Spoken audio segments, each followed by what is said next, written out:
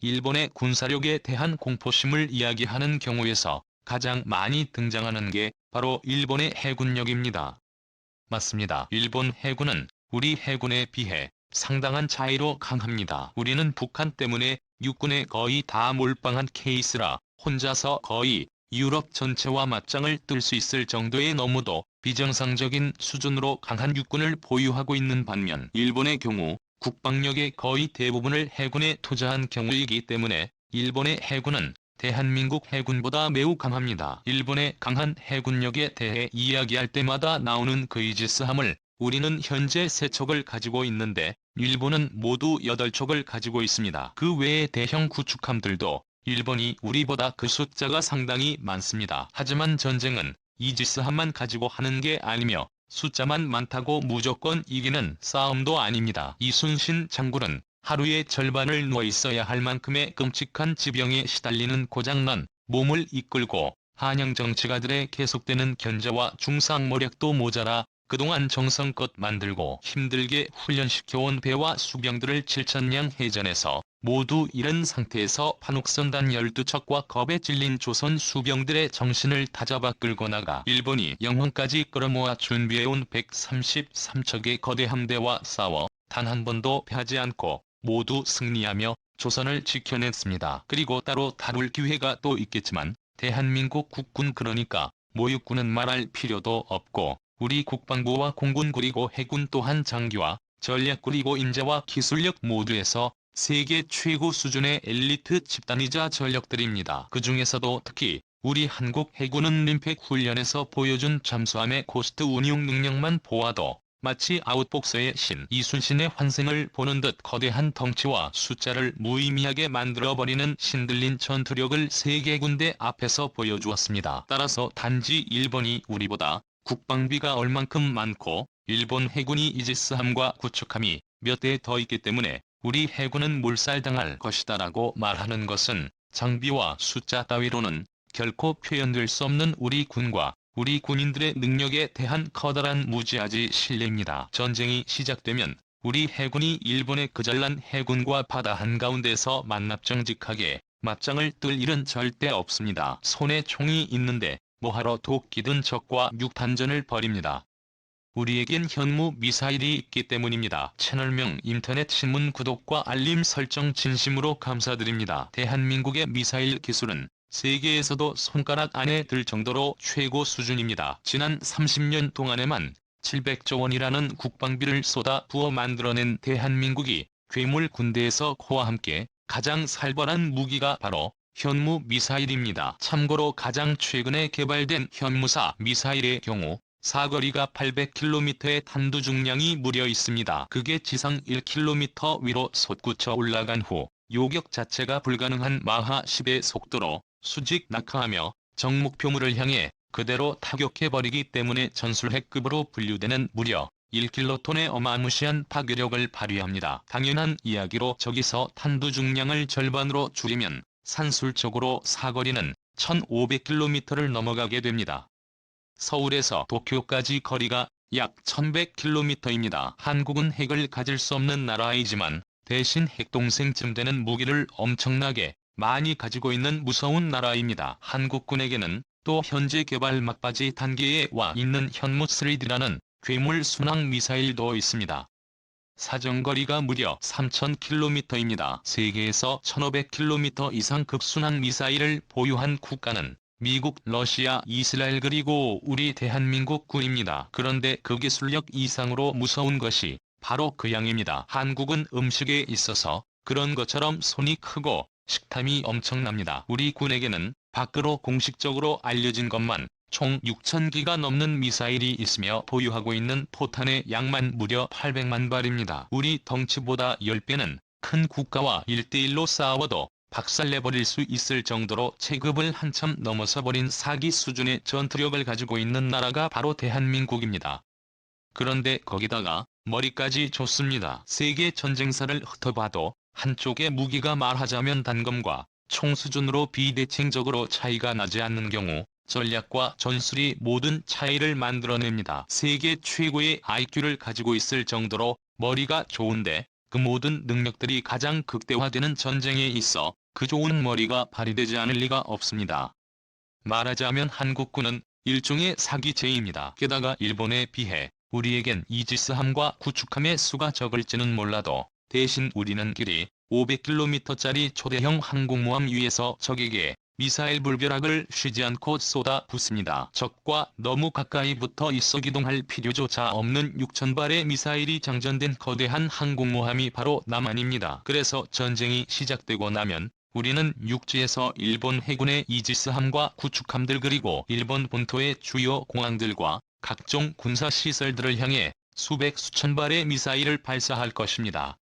일본의 이지스함들이 하늘에 조기 경보기의 도움까지 받아가며 추적하고 막을 수 있는 것은 전체 공격 중 많이 잡아채 10%도 안 될 겁니다. 나머지는 모두 명중하고 그걸로 일본이 한국군의 일본 본토 상륙을 막을 수 있는 전력은 거의 대부분 괴멸되어 버립니다. 일본의 이지스함 때문에 우리 상륙군이 전멸할 것이라고 하는데 적 이지스함이 떠있는 상태에서 우리 상륙군을 바다로 보내는 것은 바보나 할 짓이고 한국군은 바보가 아닙니다.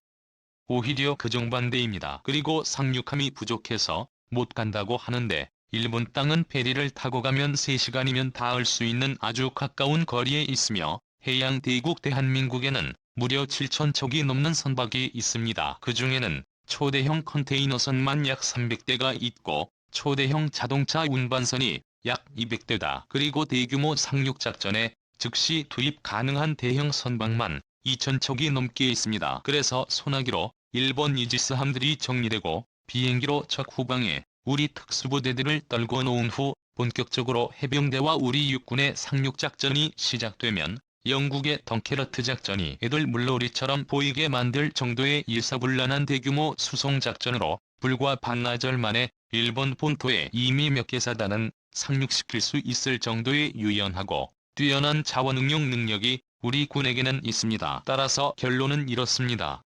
일본은 이지스함이 아니라 이지스함 할아버지가 와도 우리 현무 미사일 공격을 막을 방법이 없습니다. 게다가 공대지 타격 능력이 아예 없고 또 있어도 그 사거리가 너무 짧아서 F-35 타고 그것으로 왔다가는 우리 해안에 닿기도 전에 우리 방공망에 벌집이 될 것이기 때문이며 설령 운이 좋아 격추되지 않는다고 해도 돌아갈 자국 공항은 이미 자갈밭으로 변해 있을 것이기 때문에 김포공항에 착륙해야 합니다. 따라서 일본은 미사일 발사 지점 타격이 애초에 불가능해 남한 항공모함에서 발사하는 그 수많은 미사일을 막을 방법이 없어 속수무책으로 당하고만 있어야 합니다. 그리고 그렇게 현무 미사일에 의한 1차 미사일 쓰나미가 우선적으로 일본을 휩쓸고 지나가고 나면 2차 쓰나미인 대한민국 상륙군을 막을 수 있는 방법이 아예 없고 한국 육군이 일본 본토에 상륙하는 순간 그 이후의 상황은 굳이 말로 할 필요는 없을 것 같습니다. 일본은 미국의 도움 없이는 한국 땅을 공격할 무기는커녕 한국군의 공격을 스스로 방어할 능력도 턱없이 부족합니다. 그건 그들이 지난 2차 대전 때 한국과 세계를 향해 저지른 끔찍한 만행에 대해 그들 스스로가 초래한 자업자득의 결과입니다. 따라서 그들이 평화헌법을 개정하도록 허락하지 않는 한 한국과 일본의 전쟁은 한국군에 의한 일방적인 압살로 아주 빠르게 끝이 날 겁니다. 어릴 때 힘이 약했던 아이가 학교 다닐 때 일진에게 크게 괴롭힘을 당하고 나면 나중에 자기가 힘이 세지고 더 강해진 상황이 되더라도 그때의 트라우마 때문에 그 일진에 대한 두려움을 계속 가지고 있는 경우가 많이 있습니다. 우리의 경우 일제강점기 동안 35년 동안 밟힌 것도 모자라 그 이후에도 그들이 심어놓은 교묘한 정신교육의 여파로 인해 그들에 대해 맹목적으로 과대평가하는 경향이 없지 않았습니다. 일본인은 영리하고 일본인은 무섭도록 치밀하고 일본인은 잔인하고 일본인은 성실하고 부지런하다는 믿음 같은 것들 말입니다. 하지만 사실은 일본인들보다 더 영리하고 지혜로우며 필요할 때 더 꼼꼼하고 치밀하고 상황에 따라서는 100배는 더 잔인해질 수 있으며 세계에서 가장 성실하고 부지런한 민족이 바로 한국인들입니다. 그런데다 단결력 또한 넘사벽에 한 명 한 명의 국심까지 뜨거운 민족이 바로 우리 한국인들입니다. 싸움은 붙어봐야 아는 것인데 지금까지 우리는 일본이라는 칼이 너무도 무서워 스스로 우리가 더 열등하고 약하다고 믿고 알아서 기고자발적으로 내준 경향이 없지 않습니다. 그런데 최근 들어 우리 국력이 미친 듯이 강해지니 다급해진 일본이 수출 규제라는 역대급 병신 짓을 통해 그만 칼집에서 그 무시무시한 칼을 꺼내고 말았습니다. 그토록 영리하고 치밀하며 손가락 하나로도 한국을 뭉개버릴 수 있을 정도로 무서운 나라 일본이